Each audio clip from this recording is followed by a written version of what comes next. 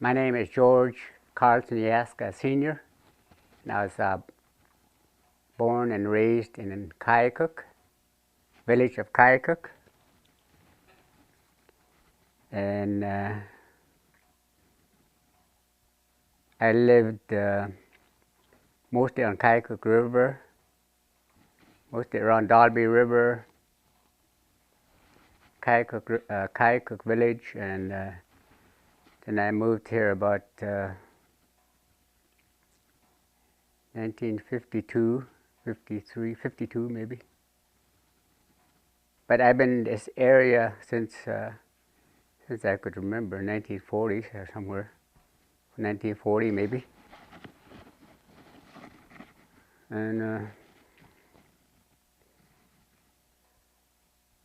I've been on all the old trails that runs from here to Galena and Kayakuk, Dalby River, Catil River, Hooslia River, and a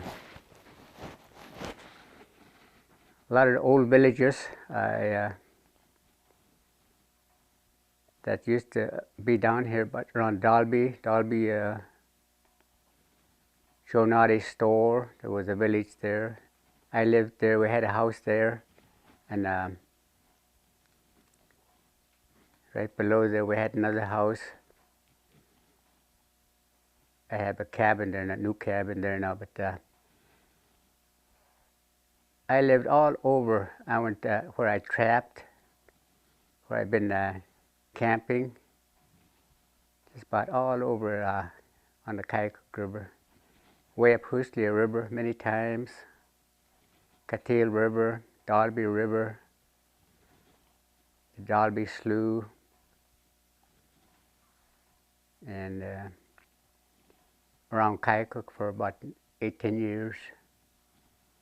I was adopted down there after my parents passed away. I lived with the Bernettis, Ella Bernetti, and Shirley Ann, Mary Bernetti, and Jackie.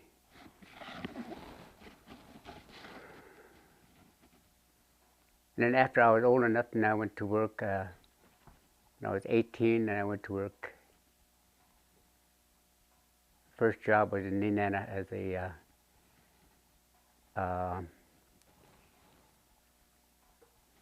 they call it a rigger, around operating. I work with operators like just labor or a rigger anyway.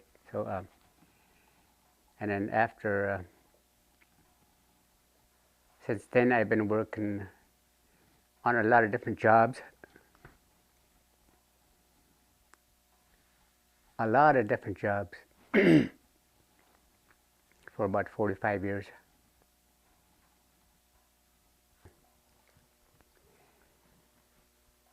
But I started building sleds since I was really pretty young, really young, and that was easy for me.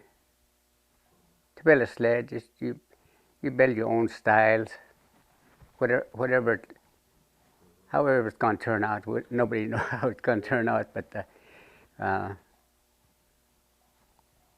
then I didn't have snowshoe. I didn't have nobody to build a snowshoe for me right away. I needed one for that year, and so I knew I watched people building them before, so I know what to do. How to cut the rawhide and cut the birch. What kind of wood to look for. As I was living in Kayakuk one year, and one old timer told me to look for the straight birch, and he said you have to chick it, cut it down with the axe and chip it down.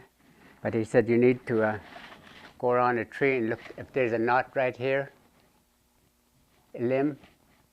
He said cut right straight down from there, because that limb is going to be thrown away anyway. That part is going to be thrown away, and this where you're checking the wood, that's going to be thrown away too.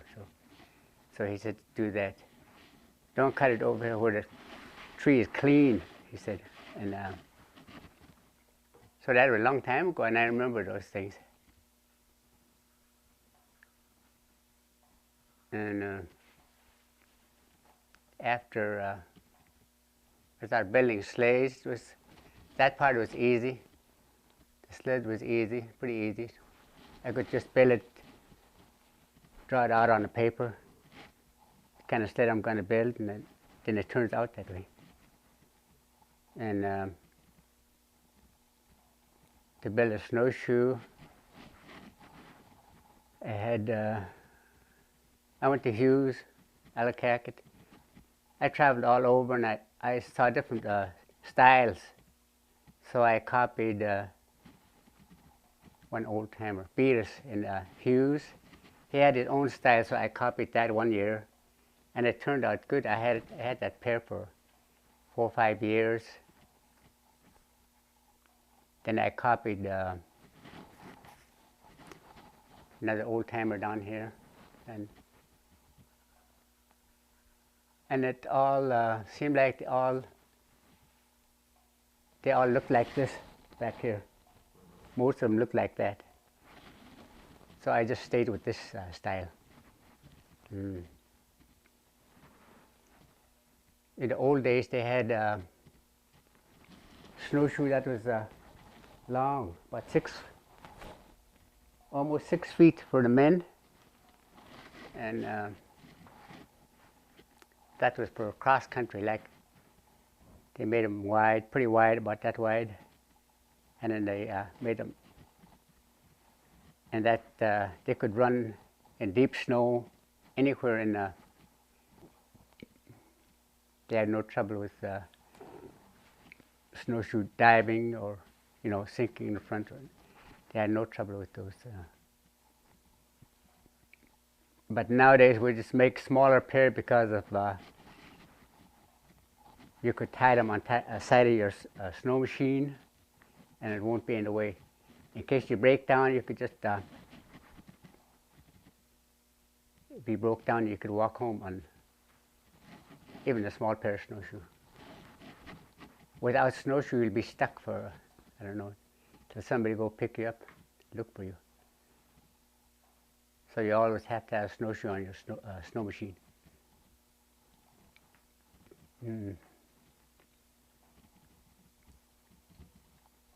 And to cut the rawhide, I watched people do that a long time ago. Mostly the old timers. There was the old people were always building sleighs and cutting rawhides every year.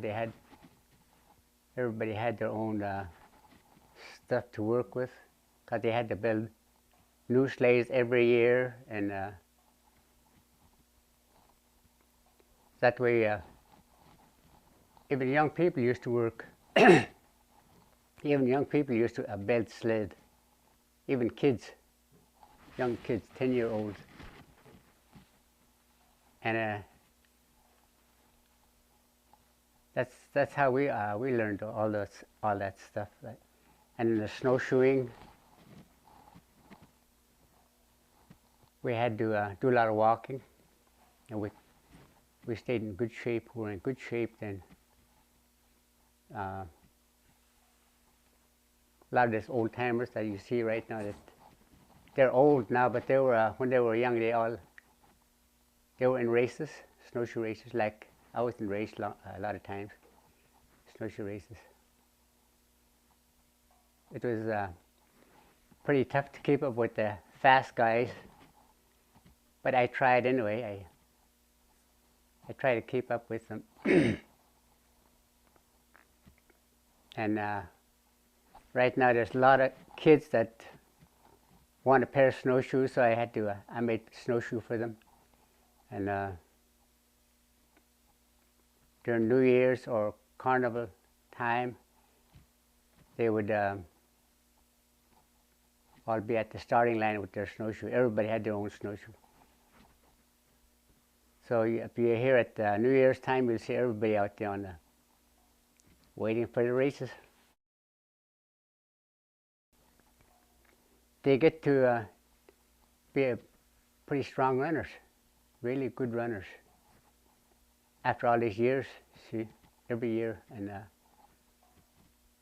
if they didn't have that, well, you know, there won't be no races, nothing. There'll be nothing.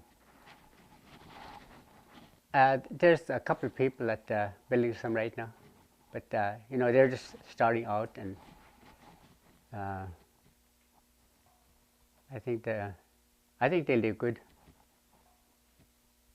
I just showed them every once in a while where they're making a mistake, and they're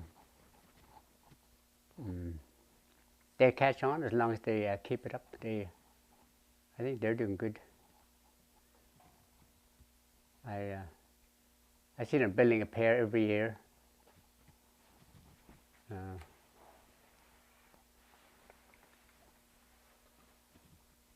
I hope they do anyway, because I'm not going to be doing this for all the time. I have to quit sometimes. Sometimes I get too many orders, and I can't.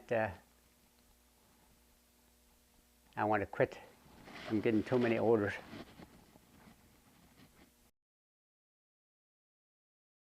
The prospectors used to come to up Kaikook River a long time ago. They were all over the country with native made snowshoe, and then from Bettles or Wiseman and Aladdin River, they would be. From there, they would start walking towards Fairbanks. They would go over to Portage to Tanana by snowshoe. From there to Fairbanks, all the way to Big Delta, Paxson, in that pass there, that Richardson Highway. They would, by the time they get to Valdez, the boat would be there in the spring. So that's how far they walk on snowshoe.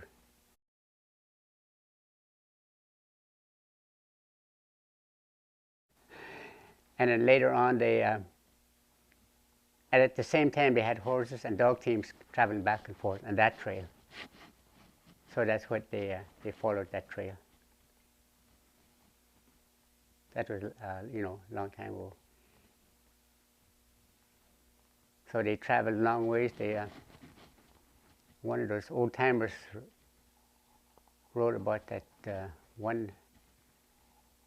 He walked all the way to Valdez, but he didn't have very much lunch. He had dry meat or something in his pockets. That's all he had, and maybe a little lunch in his bag, something else, maybe a teapot. So that's the way they traveled a long time ago. And the native people pretty much did the same thing. They had to have that to, you know, break their trail out wherever they're going to travel. They had the big pair for the men. The men had the big pair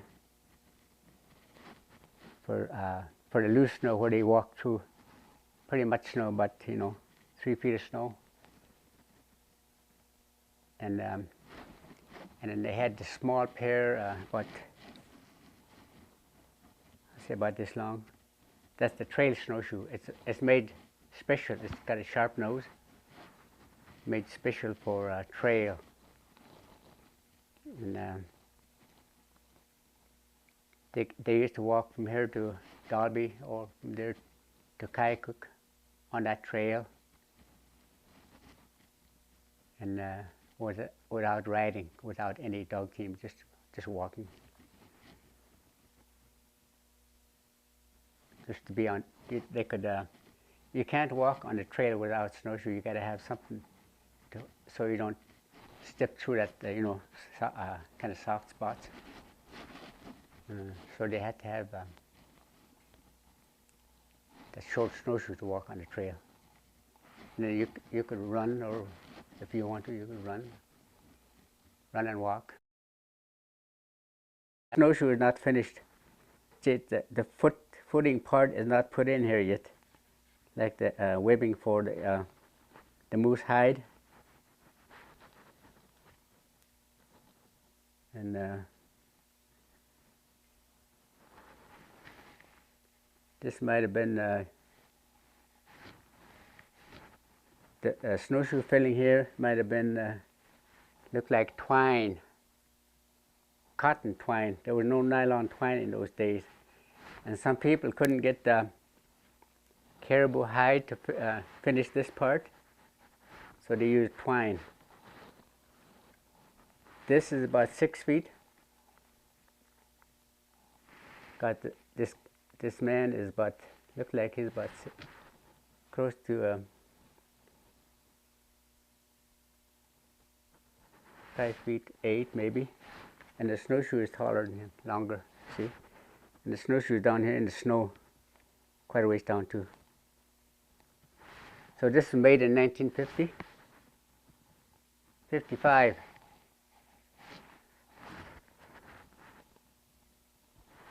And this snowshoe here, a women's snowshoe, is about 5 feet long.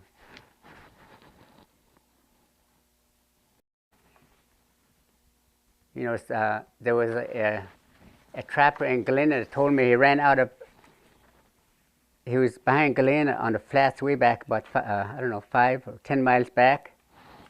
And he ran out of gas back there. It was really deep snow. He said he had no snowshoe, and it just, he was stuck, so he had to crawl. He had to crawl out to Campion Air Force Base, about 3 miles out. He said he had to crawl, but he had big mittens on, and that's how he made it to that Air Force Base. He got pretty cold. He got pretty weak. His clothes was getting wet. His clothes was getting pretty wet, but he made it. And then he said ever since then he had a snowshoe on his sled. So if he had a snowshoe at that time, he wouldn't got in that trouble. That was really pretty. You know, you have to have a snowshoe on your sled all the time, especially when you're traveling in that deep snow. And then, so he said he learned something there that